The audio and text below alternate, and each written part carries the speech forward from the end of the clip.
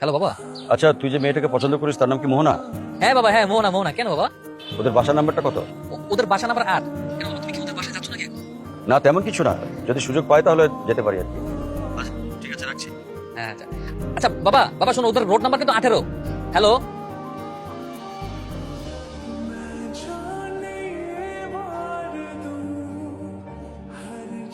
সুন্দর মতো রেডি থাকো কিন্তু, বুঝছো? বাবা কিন্তু তোমাকে যে কোনো মতো দেখতে আসতে পারে। সত্যি? ছেলের জন্য আপনার মেয়ে মোহনাকে দেখতে এসেছি। আমার মেয়েকে আপনি কিভাবে চেনেন? না, আমি চিনি না, আমার ছেলে খুব ভালো করে চেনে। না তো, শাড়ি পরবো কেন? না, আমার মনে হলো যে আমার বাবা আসবে, তাকে দেখানোর জন্য সুন্দর মতো একদম শাড়ি টাড়ি পরে বসে আছে। আপনার মেয়ে আমার খুব পছন্দ হয়েছে। না না ভাই সাহেব, একটু মিষ্টি মুখ করেন। জি জি জি, আপনিও নেন। শুভ কাজে দেরি করতে না, আজ আমি আসি। শোনো, তোমার ছেলের পছন্দ কিন্তু খারাপ না। মানে কি? তুমি কি মেয়েটাকে দেখে এসেছো নাকি? হুম, তার মানে কি বিয়ের কথা পাকা করে ফেলেছো? বাদ, বিয়ে যখন দিতেই হবে তখন আর দেরি করে লাভ কি? বলো, তাড়াতাড়ি হয়ে যাওয়াই ভালো।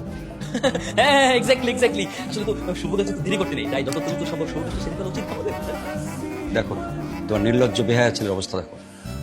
সরি। আগামী শুক্রবার বিয়ে, কাল তুমি যাবে ওকে নিয়ে শপিং এ। কি বলো? কি ব্যাপার? কেমন দেখলে আমার বাবাকে? শ্বশুর হিসেবে পছন্দ হয়েছে? কেমন দেখলাম মানে? তোমার বাবা তো আমাদের বাসায় আসেই। কি বলো? বাবা যে বললো বাবা নাকি তোমার বাবার সঙ্গে দেখা করছে, তারা নাকি বিয়ের ব্যাপারে আলোচনাও শেষ করলো, আর তুমি বলো তোমার সাথে দেখা হয় নাই। কি বল? তাহলে কি আমার বাবার সাথে বাইরে কোথাও দেখা হলো? কিন্তু বাইরে দেখা হলেও যোগাযোগ করলো কিভাবে?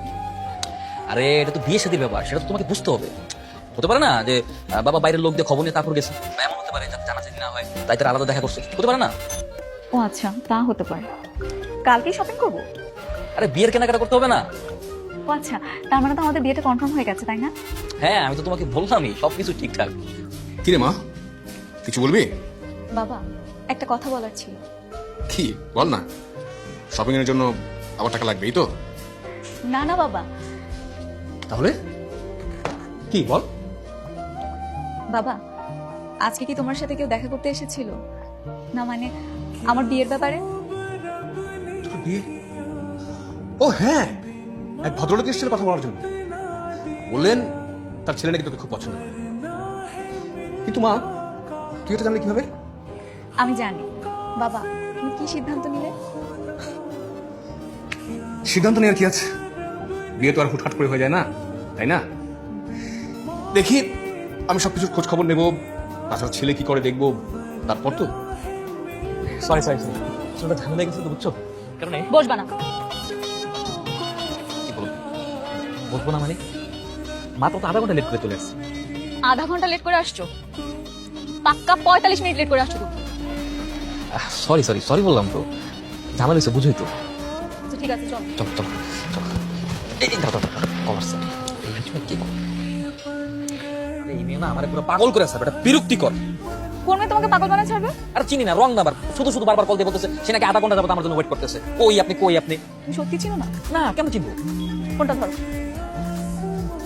হ্যালো, হ্যালো, কোথায় আপনি?